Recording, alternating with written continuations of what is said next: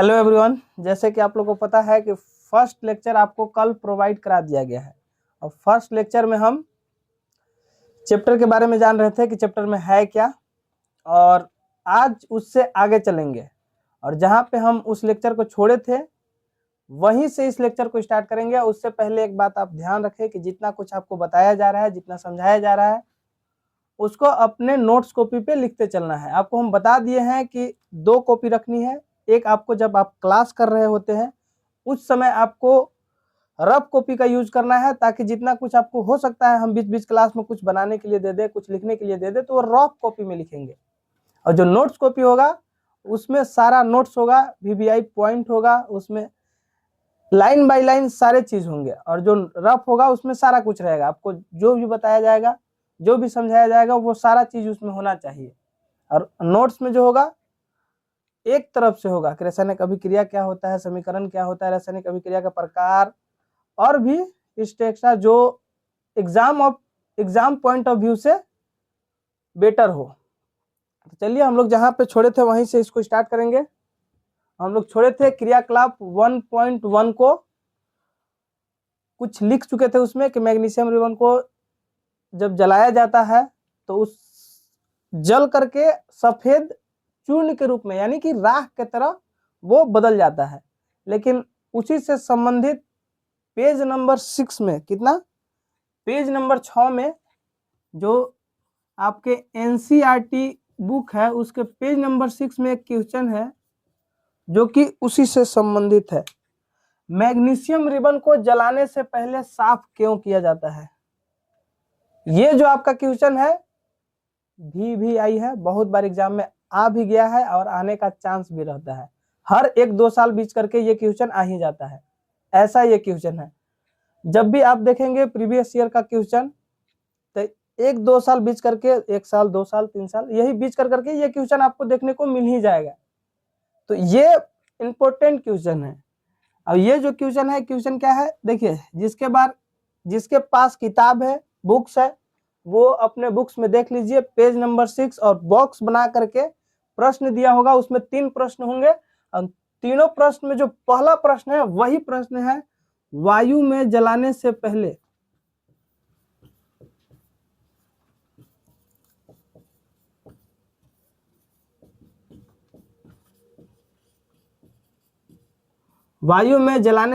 Magnesium ribbon को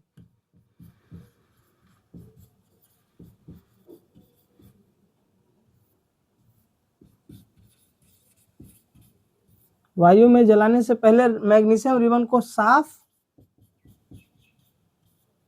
क्यों किया जाता है?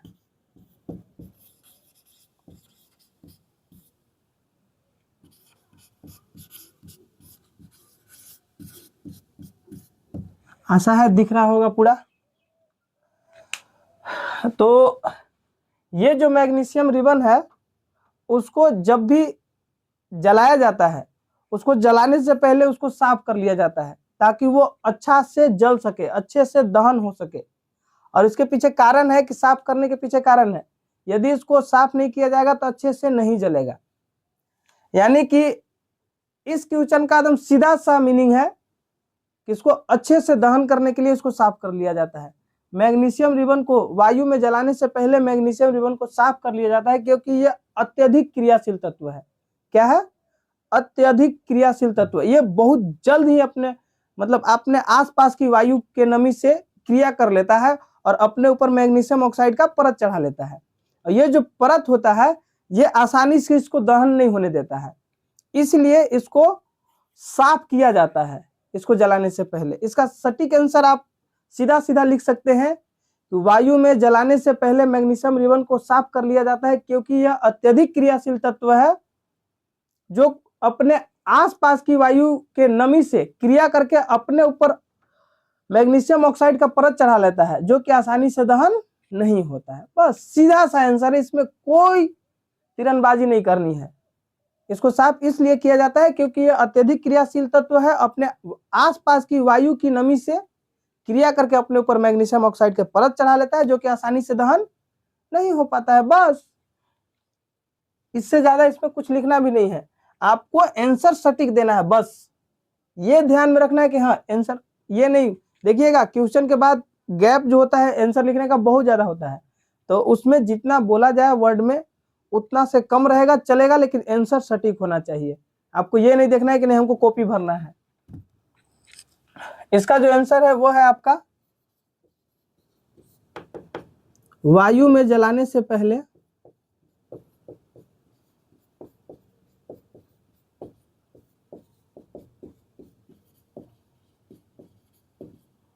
जैसे आपका क्वेश्चन पूछा हुआ है वैसे बस आंसर देना है, इसमें कोई बहुत ज्यादा स्ट्रेच रखने की जरूरत नहीं है। मैग्नीशियम रिबन को जलाने, वायु में जलाने से पहले मैग्नीशियम रिबन को साफ कर लिया जाता है। मैग्नीशियम रिबन को साफ कर लिया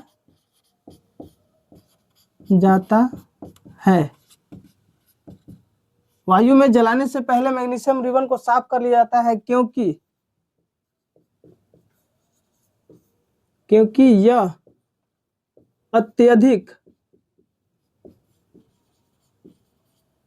अत्यधिक क्रियाशील तत्व है।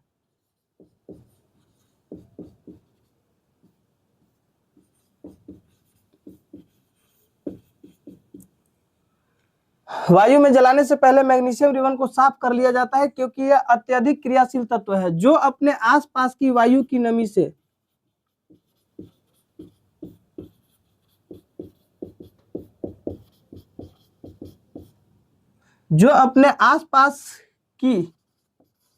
वायु के नमी से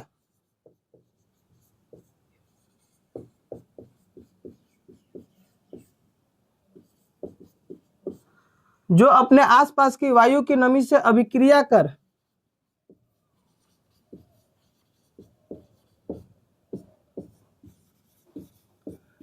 अपने ऊपर मैग्नीशियम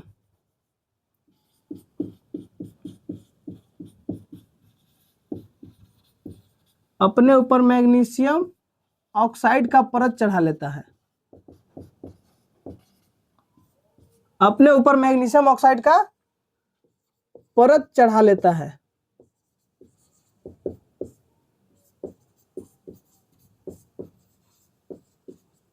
जो कि आसानी से दहन नहीं होता।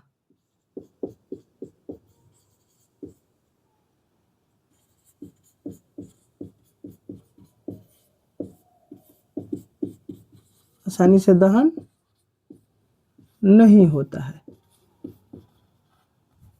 नहीं होता है। बस इतना सा है इसका आंसर। अब आपके कॉपी में कुछ लाइन ज्यादा हो सकते हैं, ये तो चौड़ा बोर्ड है इसलिए 4 लाइन में आंसर कंप्लीट हो गया, लेकिन आपके कॉपी में 5-6 लाइन चला जाएगा और लगभग 5 नंबर का ही ये क्वेश्चन आता है। 3 नंबर या 5 नंबर, शायद 5 नंबर का आता है। वायु में जलाने से पहले मैग्नीशियम रिबन को साफ क्यों किया जाता है? वायु में जलाने से पहले मैग्नीशियम रिबन को साफ कर लिया जाता है। बस क्वेश्चन के टाइप, जो क्वेश्चन पूछा है उसी के हिसाब से आंसर आपको देना है। ऐसा नहीं है कि अगर कहीं से आपको पता चला कि नहीं लंबा चौड़ा लिखेंगे तो अच्छा नंबर मिलेगा, ऐसा कोई बात नहीं है। आंसर बस आपका सटीक होना चाहिए। जो क्वेश्चन पूछा गया है आपसे उसका आंसर आप किस तरह दे रहे हैं, क्या आप जो कॉपी जांच करता है उसको आप क्लियरिफाई कर पा रहे हैं कि नहीं। बस आपको ये नहीं देखना है कि हमको पेज भरना है। पेज भरने से यदि सब अच्छा खासा मार्क्स आता तो बहुत सारे ऐसे बंदे हैं जो माहिर होते हैं लिखने में। वायु में जलाने से पहले मैग्नीशियम रिबन को साफ कर लिया जाता है क्योंकि यह अत्यधिक क्रियाशील तत्व है जो अपने आसपास की वायु की नमी से अभिक्रिया कर अपने ऊपर मैग्नीशियम ऑक्साइड का परत चढ़ा लेता है जो कि आसानी से दहन नहीं होता है। बस इतना ही है आपका क्रियाकलाप 1.1 और उससे संबंधित जो क्वेश्चन था आपका किताब का फर्स्ट, यहीं पे आपका खत्म होता है। जैसे जैसे आगे बढ़ेंगे वैसे वैसे उसमें 3 प्रश्न है, पढ़ने के बाद आपको खुद पता चल जाएगा कि हाँ और 2 प्रश्न के आंसर क्या होंगे। पहला दूसरा जो प्रश्न है वो है आपका निम्नलिखित रासायनिक अभिक्रियाओं को संतुलित कीजिए। ये आपका सेकेंड क्वेश्चन है। उसी बॉक्स के अंदर सेकंड क्वेश्चन है, और इसको तभी आप संतुलित कर सकते हैं जब आप अभिक्रिया समीकरण पढ़िएगा। अभिक्रिया, अभी तो मान लीजिए आपको ये बताया है कि रासायनिक अभिक्रिया है क्या। अभिक्रिया के बहुत सारे प्रकार हैं, समीकरण है, समीकरण को संतुलित करना होता है, और उसमें आपको क्या दिया है, रासायनिक अभिक्रिया को संकेत, जो अभिक्रिया है उसको संकेत के माध्यम से लिखना है, उसको संतुलित करना है। तो पहले आपको लिखने सीखना होगा और फिर उसको संतुलित करने सीखना होगा। आपकी किताब में क्या दिया हुआ है, हिट एंड ट्रायल विधि से संतुलित करना। क्या दिया हुआ है, बस एक ही विधि दिया हुआ है, आप अपने हिसाब से भी संतुलित कर सकते हैं। आपको यदि परमाणु संख्या देखने आ रहा है, आपको ये नियम पता चल गया कि किसको पहले करना है किसको बाद में, तो आप खुद से कर सकते हैं संतुलित, उसमें टेंशन नहीं लेना है। हिट एंड ट्रायल विधि जो है उसमें ज्यादा कुछ है नहीं, बस आपको ये चीज बताया जाता है, पहले आप तत्व का नाम लिखें, फिर उसमें कितने परमाणु हैं और उसको अणु, जो परमाणु है उसकी संख्या लिखना है, और उसको संतुलित करने के लिए किसको कितना से गुना करना है, बस ये चीज जानना होता है। तो वो विधि भी बता देंगे, ऐसा नहीं कुछ को छोड़ देंगे, लेकिन उससे पहले जहां हम उस लेक्चर्स को छोड़े थे वहां से स्टार्ट किए हैं। इसके बाद आपका आता है रासायनिक समीकरण और अभिक्रिया। तो जो आप पहले इसको लिख लीजिए पहले, तो स्क्रीनशॉट कर लीजिए। चलिए आगे बढ़ते हैं हम। रासायनिक समीकरण, जो आप रासायनिक अभिक्रिया और समीकरण पढ़े थे, अब उसका डिटेल देखते हैं कि बुक में है क्या। बुक में बहुत सारा चीज दिया हुआ है, LHS, RHS, अभिकारक, उत्पाद, ये सारा चीज भी जानना है कि अभिक्रिया में उत्पाद क्या होता है और अभिकारक क्या होता है, यानी कि रिएक्टेंट और प्रोडक्ट। जो आपका रासायनिक अभिक्रिया होता है, जैसे कि रासायनिक अभिक्रिया का क्या होता है, विस्तार रूप भी होता है कि मैग्नीशियम जो है ऑक्सीजन के साथ अभिक्रिया करके अपने मैग्नीशियम ऑक्साइड का निर्माण करता है। ये तो आपका विस्तार रूप हो गया। इसका संक्षिप्त रूप भी होना चाहिए, जैसे आपको, ये तो पूरा अभिक्रिया का विस्तार रूप हो गया कि मैग्नीशियम ऑक्सीजन के साथ अभिक्रिया करके मैग्नीशियम ऑक्साइड का निर्माण करता है। लेकिन इसका संक्षिप्त रूप होता है इसके संकेत के माध्यम से लिखना। मैग्नीशियम का संकेत होता है आपका Mg, ऑक्सीजन का O2, और जो आपका तीर होता है वो अभिक्रिया की दिशा को बताता है। जो आपको कल हम Mg और बीच में तीर मार करके बताए थे, वो दिशा को बताता है कि हाँ अभिक्रिया इस दिशा में हो रही है। ये चीज भी आपको पता होना चाहिए। तो चलिए हम आगे बढ़ते हैं।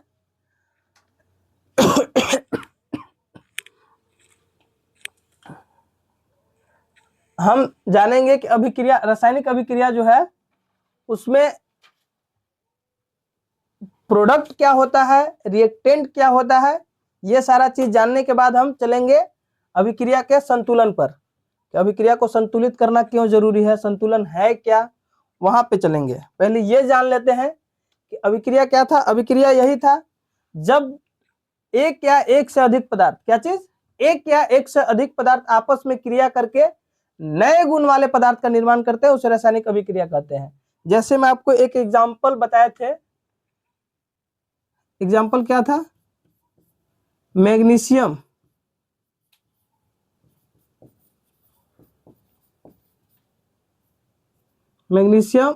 मैग्नीशियम ऑक्सीजन के साथ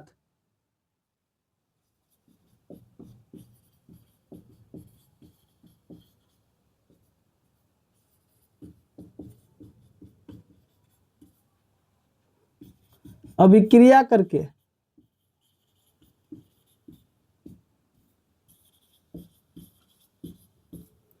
मैग्नीशियम ऑक्सीजन के साथ अभिक्रिया करके मैग्नीशियम ऑक्साइड का निर्माण करता है।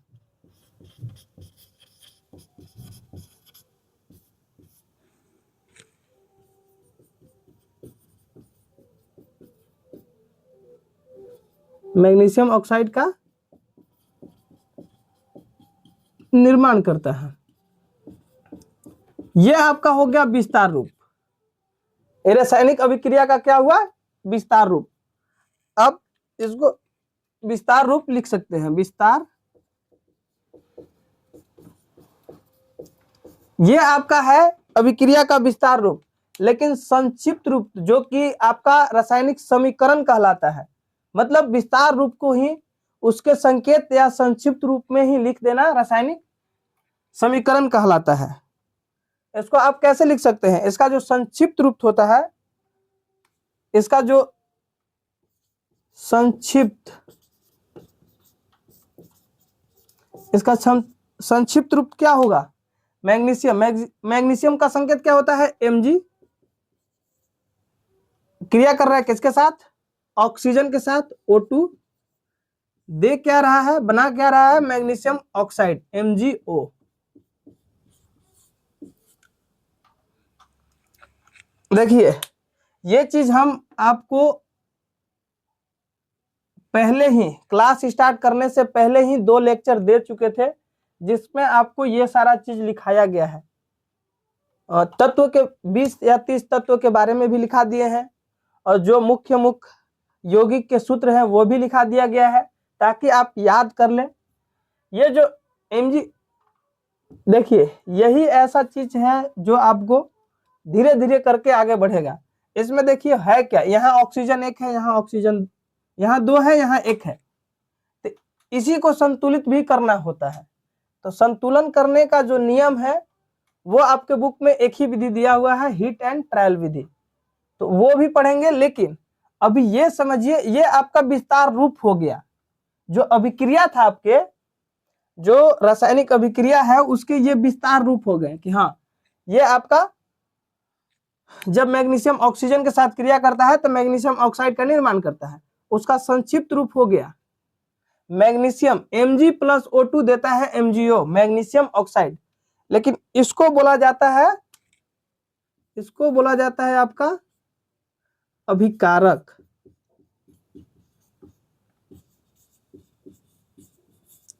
क्या बोला जाता है? अभिकारक, यानी रिएक्टेंट।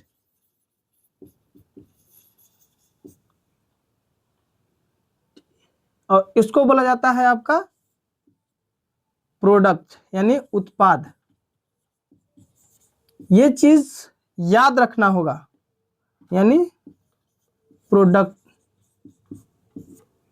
इसको बोला जाता है रिएक्टेंट और इसको बोला जाता है उत्पाद, यानी कि प्रोडक्ट। जब रासायनिक अभिक्रिया करता है तो उसमें 2 चीज मिल करके एक नए चीज का निर्माण करते हैं। तो जो 2 चीज मिल करके एक नए तत्व या यौगिक का निर्माण कर रहे हैं, वो नया जो चीज बन रहा है उसको बोला जाएगा प्रोडक्ट, यानी कि उत्पाद। आखिर वो क्रिया करके नया चीज उत्पाद यानी प्रोडक्ट ही बना रहा है। जैसे कि आप कोई चीज नया बना रहे होते हैं, 2 चीज मिला, जैसे कि आप चीनी को पानी के साथ घोलते हैं। चीनी अलग चीज है और पानी अलग चीज है। पानी का क्या होता है सूत्र?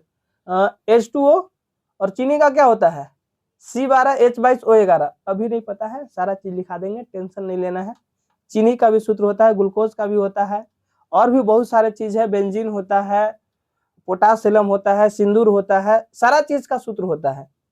सब कुछ लिखा देंगे, उसमें टेंशन नहीं लेना है। पोटासियम का सूत्र बहुत बड़ा है, K2SO4 इंटू Al2SO4 के होल थ्राइज इंटू 24H2O, इतना बड़ा है, जिसको आप फिटकिरी बोलते हैं। तो ये सारा चीज आपके बुक में है, इसको आपको टेंशन नहीं लेना है, सारा चीज लिखा देंगे हम। लेकिन अभी ये जानना जरूरी है कि ये चीज जो है, और देखो जो आपके, ये आपका ऐसे देखना है। आपके सामने जो कॉपी रखा होता है, जो आप सामने कॉपी रखते हैं जिसपे आप पढ़ते हैं, वो राइट हैंड साइड में जो होगा वो होगा आपका प्रोडक्ट, यानी कि इसी को बोला जाता है, इसी को आप बोल सकते हैं RHS, लेफ्ट नहीं राइट हैंड साइड। और इसको बोला जाता है आपको LHS, लेफ्ट हैंड साइड। ये आपके जो बुक्स है, पेज नंबर 3 के सबसे फर्स्ट पैराग्राफ है, पैराग्राफ फर्स्ट में ही ये चीज दिया हुआ है। LHS का होता है, नहीं LHS और RHS का होता है। और ये जो है, ये आपका जो तीर है, ये आपकी अभिक्रिया की दिशा को बताता है। क्या चीज? अभिक्रिया की दिशा। ये जो एरो का चिन्ह है, ये अभिक्रिया की दिशा को बताता है कि हाँ, अभिक्रिया इधर से इधर की तरफ हो रहा है। तो ये चीज आपको याद रखना होगा सारा चीज कि हाँ ये चीज होता है, प्रोडक्ट क्या होता है, अभिकारक क्या होता है, और LHS का होता है, RHS का होता है, ये चिन्ह का क्या मतलब है, संक्षिप्त रूप का होता है, विस्तार रूप क्या होता है। अभिक्रिया को पूरा लंबा चौड़ा लिख करके बताना ही होता है विस्तार रूप, और उसको सिर्फ उसके संकेत के माध्यम या उसके सूत्र के माध्यम से लिख देना ही अभिक्रिया का संक्षिप्त रूप या उसके छोटा रूप कह सकते हैं। ये है आपका मतलब जो 2 पैराग्राफ दिया हुआ है किताब के अंदर, उस 2 पैराग्राफ का पूरा डिटेल है। इतना कुछ है इसमें, इससे ज्यादा नहीं है। इसके बाद आपको ये चीज पढ़ना होगा कि हाँ अभिकारक होता क्या है, अभिकारक का परिभाषा क्या होता है। अभिकारक का परिभाषा आप अपने से भी बोल सकते हैं कि जो अभिक्रिया में भाग लेने वाले जो प्रोडक्ट होते हैं, जो अभिक्रिया में भाग ले रहे हैं, उसे अभिकारक बोला जाएगा। जैसे कि अभिक्रिया जो हो रहा है उसमें 2 पदार्थ भाग लेंगे और वो जो दोनों पदार्थ होंगे वो अभिकारक का काम करेंगे। तो ये चीज आपको खुद से भी डिफाइन कर सकते हैं, आपको डिफाइन करने आना चाहिए। आप यदि समझ रहे हैं बातों को तो आप डिफाइन खुद से कर सकते हैं। इसका जो डिफिनेशन होता है,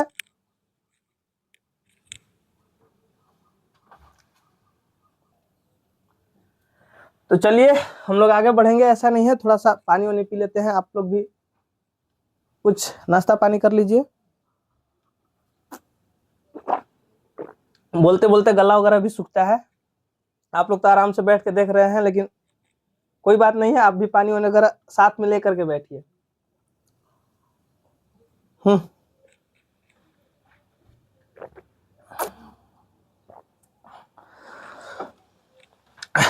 अब हम जानेंगे कि अभिकारक होता क्या है, ये रिएक्टेंट आखिर होता क्या है, रिएक्टेंट है क्या, अभिकारक किसे कहते हैं।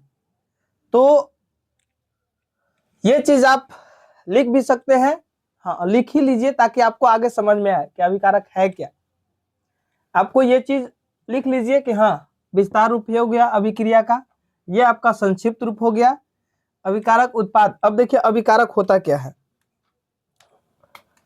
अभिकारक है क्या, ये चीज आपको पता होना चाहिए। अभिकारक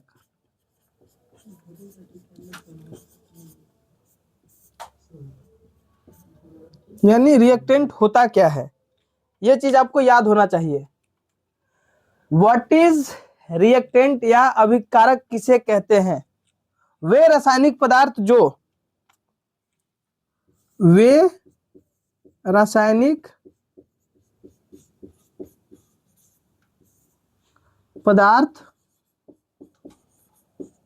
जो, वे रासायनिक पदार्थ जो अभिक्रिया में भाग लेकर,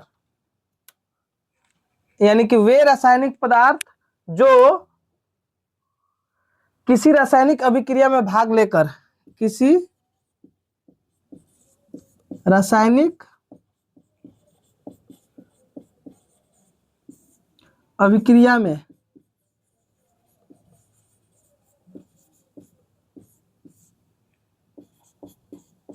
भाग लेकर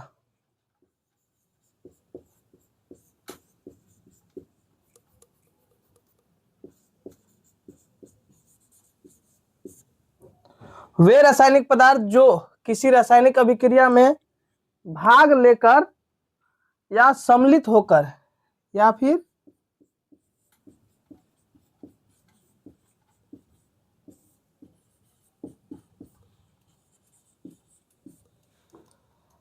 वे रासायनिक पदार्थ जो किसी रासायनिक अभिक्रिया में भाग लेकर या सम्मिलित होकर उस अभिक्रिया को आगे बढ़ाते हैं। क्या करते हैं, जो अभिक्रिया होता है उसको आगे बढ़ाते हैं, उसे रासायनिक अभिक्रिया कहते हैं। नहीं मतलब वे रासायनिक पदार्थ जो किसी रासायनिक अभिक्रिया में भाग लेकर या सम्मिलित होकर के इसे आगे बढ़ाते हैं, सम्मिलित होकर इसे आगे बढ़ाते हैं,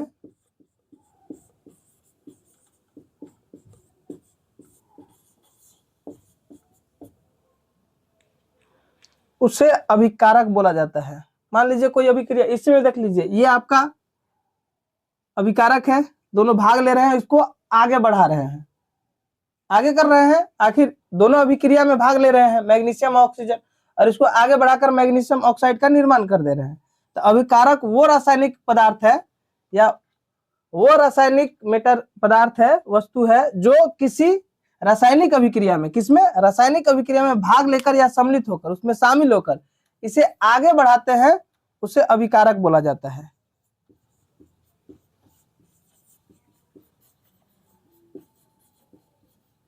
अभिकारक यानी कि रिएक्टेंट, रिएक्टेंट TANT होगा कि TENT, जो भी हो, गलती होगा तो देख लेना। उसे अभिकारक यानी रिएक्टेंट कहा जाता है। That's clear.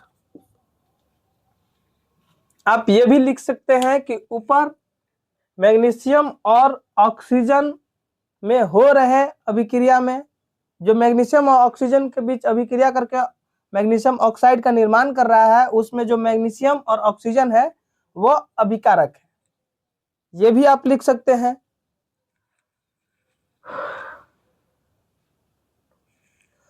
ऊपर दिए गए, आप ये लिख सकते हैं, ऊपर दिए गए अभिक्रिया में, ऊपर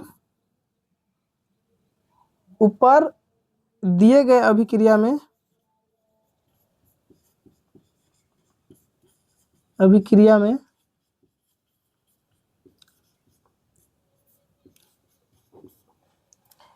Mg तथा O2 अभिकारक है।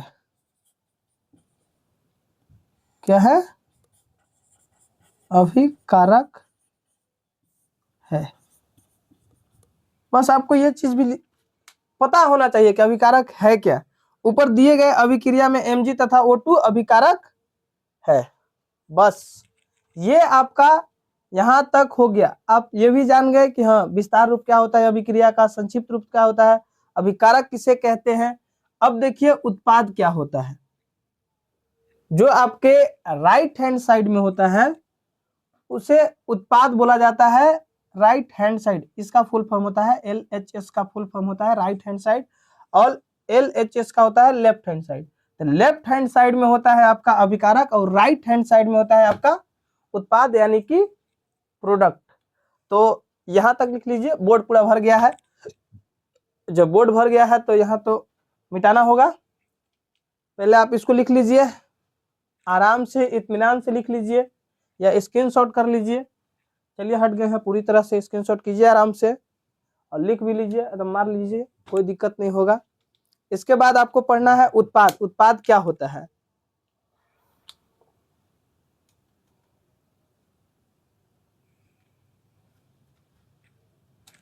हो गया होगा। चलिए इसको साफ करते हैं।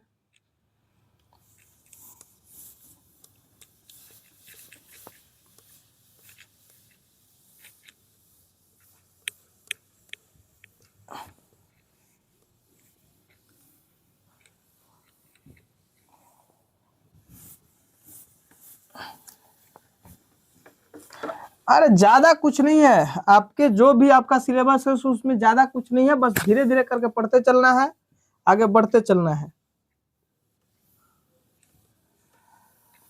जैसे ही आप आगे बढ़ रहे हैं धीरे धीरे करके सब कुछ आ जाएगा, टेंशन नहीं लेना है। टेंशन इसलिए भी नहीं लेना है क्योंकि अभी आप तो शुरुआत कर रहे हैं। शुरुआत में थोड़ा बहुत दिक्कत आएगी, थोड़ा बहुत समझने में दिक्कत होगा, लेकिन सबको आप प्रैक्टिस में रखते हैं। आप बार बार उस चीज को, जिसमें आपको दिक्कत आ रही है, जो चीज आपको समझ में नहीं आ रहा है, उसको आप बार बार प्रैक्टिस कीजिए, आपको ऑटोमेटिक सब कुछ आने लगेगा। बोला गया है ना, करत करत अभ्यास कर्मति होत सुजान। बस वैसे अभ्यास करते रहिए। अभ्यास करने से सब कुछ होता है। एक क्या बोलते हैं, गाड़ी बनाने वाला जो मैकेनिक होता है वो तो कहीं से डिग्री करके नहीं आता है, लेकिन वो गाड़ी खराब होने के बाद आप उसके पास जाइए, वो आपके गाड़ी को एक बार चलाएगा और बता देगा कहाँ से समस्या है। ये होता है प्रैक्टिस का चीज। वो प्रैक्टिस कर रहा है, हर चीज खोल खोल के देख रहा है, कोई ना कोई गाड़ी आ रहा है कहीं ना कहीं से, बस वही चीज है। आप जितना ज्यादा प्रैक्टिस कीजिएगा उतना ज्यादा सब कुछ आएगा, टेंशन नहीं लेना है बिल्कुल भी। चलिए आगे जो पढ़ना था वो था आपका उत्पाद। उत्पाद क्या होता है, यानी कि प्रोडक्ट।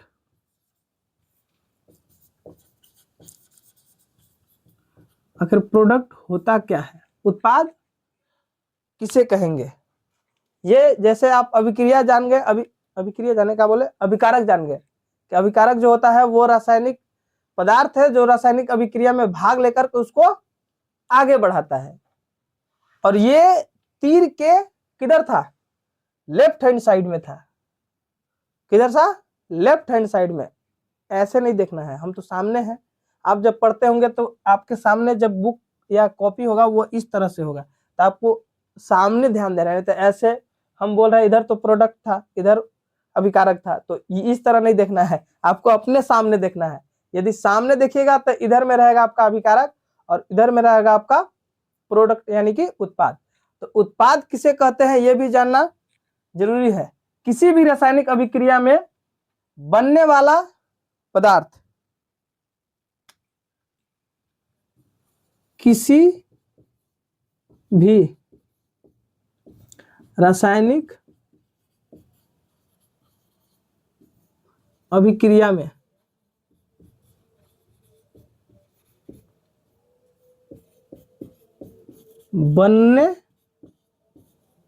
बनने वाला पदार्थ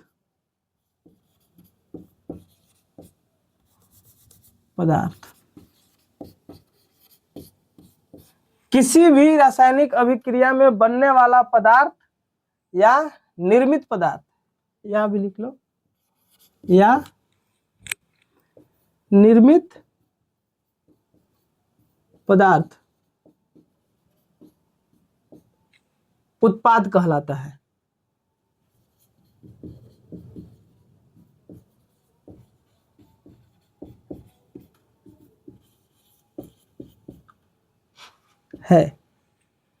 किसी भी रासायनिक अभिक्रिया में बनने वाला पदार्थ या निर्मित पदार्थ उत्पाद कहलाता है। और ये हमेशा तीर के दाईं तरफ होता है।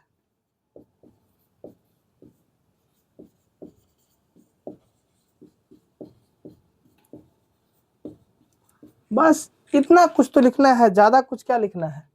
आपको यह चीज पता होना चाहिए कि हाँ अभिकारक क्या था जो लेफ्ट हैंड साइड में था, और जो दाईं तरफ, दायां का मतलब राइट हैंड साइड तरफ था, वो है आपका उत्पाद।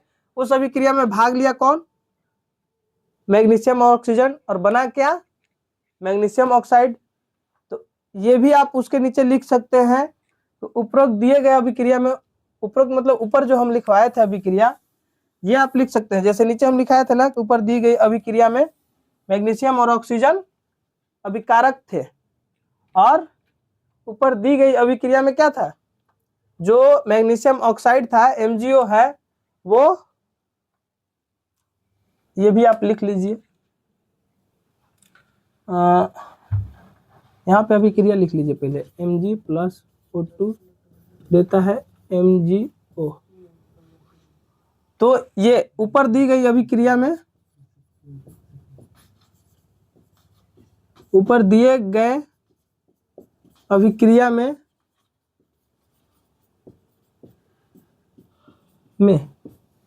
MgO उत्पाद है।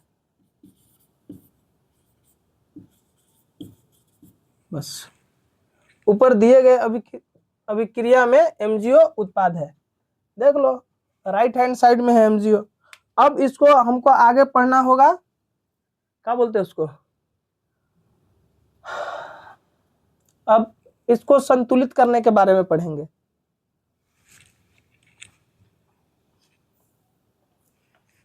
संतुलित करना पढ़ेंगे, लेकिन उससे पहले कुछ लिखा दे रहे हैं। तो चलिए यहां तक आप लिख लीजिए, लेकिन कुछ रासायनिक सूत्र हम लिखा दे रहे हैं जो आप याद कर लीजिएगा। यहां तक तो हो गया, यहां तक आप लिख लिए होंगे, लेकिन जो आपके बुक में कुछ रासायनिक सूत्र है जो आपको याद करना चाहिए, वो चीज लिखा दे रहे हैं, आप उसको नोट्स कर लीजिएगा और याद कर लीजिएगा, और उसको लिखाने के बाद हम इस क्लास को एंड करेंगे ताकि आप को ज्यादा लोड न दिया जाए। इसको स्क्रीनशॉट कर लीजिए या फिर इसको मिटा रहे हैं तुरंत ही। हाँ हो गया होगा, चलिए मिटाते हैं।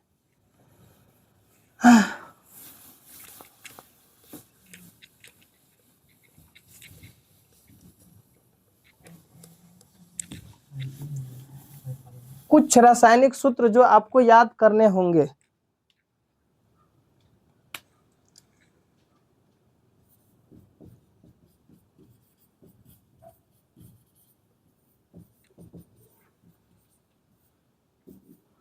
ज्यादा नहीं है, 5-6 है, याद कर लीजिएगा तो आपके लिए बहुत अच्छा होगा। पहला है आपका शुगर, SUGER, शुगर। शुगर को ही क्या बोलते हैं? चीनी। इसका रासायनिक सूत्र होता है C12H22O11, C12H22O11, ये इसका रासायनिक सूत्र है। चीनी का रासायनिक सूत्र C12, ये एक यौगिक है।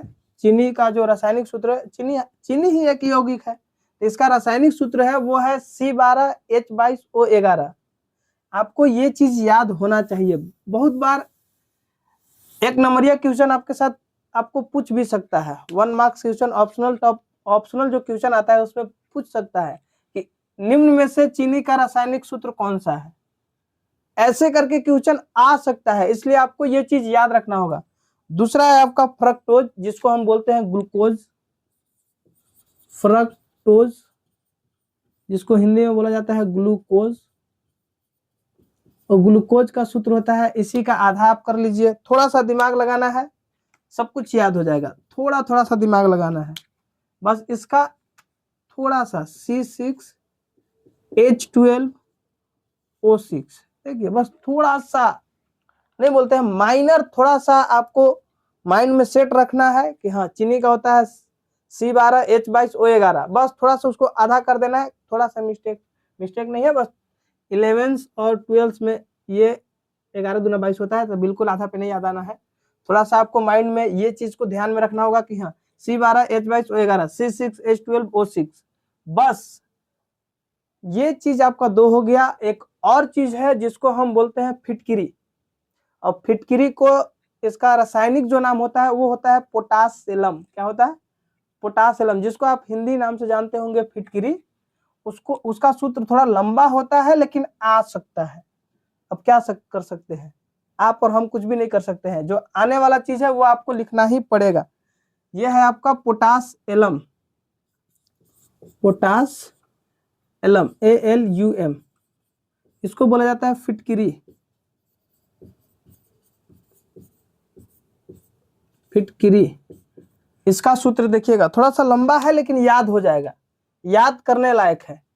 K2SO4 into Al2SO4 के whole thrice into 24 whole thrice into 24 H2O।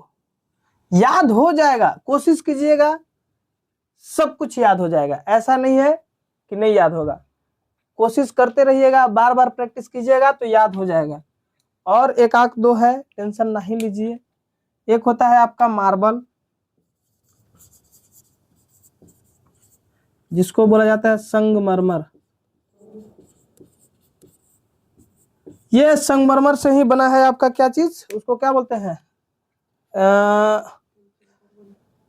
अरे शाहजहां ने कौन क्या चीज बनवाया है जी? हाँ, ताजमहल इसी से बना हुआ है, संगमरमर के पत्थर से। बहुत महंगा पत्थर आता है, इसी से बनाया गया है ताजमहल को। और इसका सूत्र जो होता है वो होता है, इसका रासायनिक नाम होता है कैल्शियम कार्बोनेट। क्या होता है? Calcium carbonate, CaCO3, calcium carbonate CaCO3, ये है आपका इसका रासायनिक सूत्र। और 2-4 लिख लीजिए, ज्यादा कुछ नहीं है, 2-4 और है। धीरज रखिए, सब कुछ हो जाएगा, टेंशन नहीं लेना है। आपको थोड़ा सा मेहनत करना होगा। आप 10th में आ गए हैं, कुछ एफर्ट्स अपने तरफ से भी लगाने होंगे। यदि नहीं लगा पा रहे हैं तो इसमें आपकी कमी है। थोड़ा बहुत एफर्ट्स आपको डालने होंगे। एफर्ट्स नहीं डालिएगा, नहीं कीजिएगा तो कुछ भी नहीं होगा। बिना एफर्ट्स के कुछ भी नहीं होता है।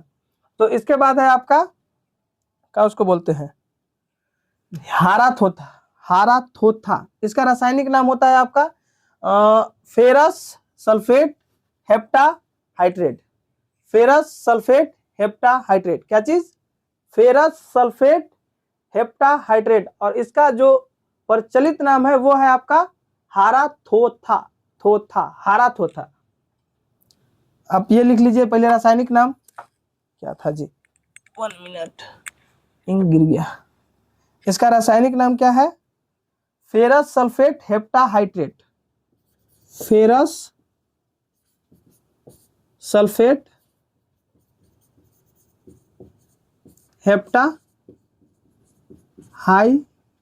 हेप्टाहाइड्रेट। हेप्टाहाइड्रेट, हाइड्रेट है कि hydrate, hydrate, ferrous sulphate heptahydrate, इसी को बोला जाता है हाराथोथा। हाराथोथा प्रचलित नाम है, कैसे भी करके आपके एग्जाम में पूछे जा सकते हैं। या तो ये आ जाए फेरस सल्फेट हेप्टाहाइड्रेट का रासायनिक सूत्र बताए, या फिर हाराथोथा का रासायनिक सूत्र बताए, तो ये चीज आपको आना चाहिए। इसके बाद होता है एक और होता है, जो होता है copper sulphate pentahydrate. Copper sulphate pentahydrate, जिसका नाम होता है ऐसे प्रचलित नाम नीलाथोथा। बस इसी से रिलेटेड है, बस उसमें थोड़ा साथ ही आ जाता है, कॉपर आ जाता है और क्या। ये भी आप लिख लीजिए, मुख्य है, ये चीज याद होना चाहिए ताकि आपको कहीं से कोई दिक्कत ना हो। इसके बाद होता है copper sulphate pentahydrate. Copper sulphate pentahydrate,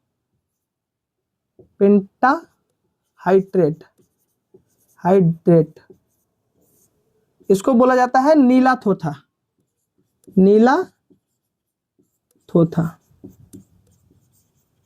देखिए हाराथोथा और नीलाथोथा दोनों एक साथ लिखवा दे रहे हैं ताकि आपको कोई चीज याद करने में दिक्कत ना हो। फेरस सल्फेट का क्या होता है, हम जो 2 लेक्चर दिए हुए हैं आपको याद करने के लिए, उसमें है फेरस सल्फेट है। उसमें फेरस सल्फेट का सूत्र क्या होता है, याद है, नहीं याद किए होंगे, FeSO4। क्या होता है, FeSO4। फेरस सल्फेट और क्या है, हेप्टाहाइड्रेट। हेप्टा का मतलब mono di tri tetra penta hexa hepta. Hepta का मतलब क्या हो रहा है, 7। अब हाइड्रेट का मतलब होता है हाइड्रोजन, हाइड्रोजन और ऑक्सीजन, जल को बोलते हैं हम हाइड्रेट। तो इसमें ज्यादा कुछ नहीं है। हेप्टा का मतलब 7H2O। हेप्टा का मतलब हो भी करता है, आपको केमिस्ट्री में गिनती याद करना होगा, mono di tri tetra penta hexa hepta octa nona deca. तो ये चीज हम अगले दिन लिखा देंगे, ऐसा नहीं है, वो चीज भी लिखाया जाएगा। और इसमें क्या है, कॉपर सल्फेट। कॉपर सल्फेट का क्या होगा, अब खुद से दिमाग लगाइए। इसमें हो गया फेरस सल्फेट FeSO4, तो कॉपर सल्फेट में CuSO4 इंटू पेंटाहाइड्रेट। पेंटा का मतलब 5, मोनोडाई ट्राई टेट्रा पेंटा। पेंटा का मतलब 5 हाइड्रोजन, मतलब 5 गो जल के अणु, पेंटाहाइड्रेट। ये सारा चीज याद रखिएगा तो आपके लिए बहुत ही बढ़िया है। और एक चीज है जिसको आप आमतौर पे बोला जाता है लाल दावा। सारा चीज आपके बुक में है, ऐसा नहीं है कि इधर उधर से लिखाया जा रहा है, ये चीज आता है। तो क्या कर सकते हैं, क्या बोलते हैं, लाल दावा, उसको बोला जाता है पोटेशियम परमैंगनेट। क्या बोला जाता है, पोटेशियम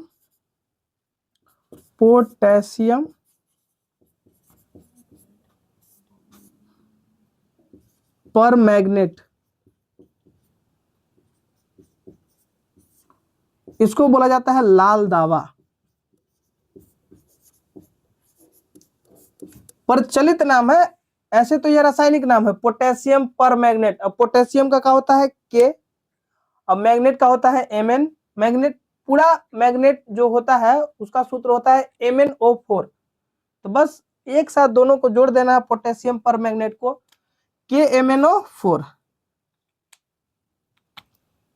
KMnO4। ये हो गया आपका पोटेशियम पर मैग्नेट। ये चीज आपको याद होना चाहिए, याद कीजिएगा, बहुत अच्छा बात है। नहीं कीजिएगा तो कहां से अच्छा बात हो जाएगा, नहीं होगा। आपको याद करना होगा। यदि मान लीजिए आप एग्जाम की तैयारी कर रहे हैं तो पूरी तरह से तैयार होना होगा। यदि आप ये सारा चीज याद कीजिएगा, देखिए डायरेक्ट याद करना भी थोड़ा सा मुश्किल हो सकता है, लेकिन पर डे एक एक तो मतलब थोड़ा थोड़ा करके याद कीजिएगा। ज्यादा कुछ है नहीं, 5-6 तो है, 1 2 3 4 5 6 7 7 चीज है। यदि आप 7 चीज भी अच्छे से याद नहीं कर सकते तो क्या ही कर सकते हैं, एक दिन में आराम से याद हो जाएगा। कोई बड़ा चीज नहीं है, बड़ा चीज नहीं है तो आप तो आराम से कर सकते हैं, और आशा भी करते हैं आपसे याद हो जाएगा। कोशिश कीजिएगा, सब कुछ हो जाएगा। बस कोशिश करना होता है, बिना कोशिश के कुछ भी नहीं होता है। नहीं कीजिएगा तो कुछ भी नहीं होगा, कीजिएगा तो सब कुछ हो जाएगा, बस। और क्या।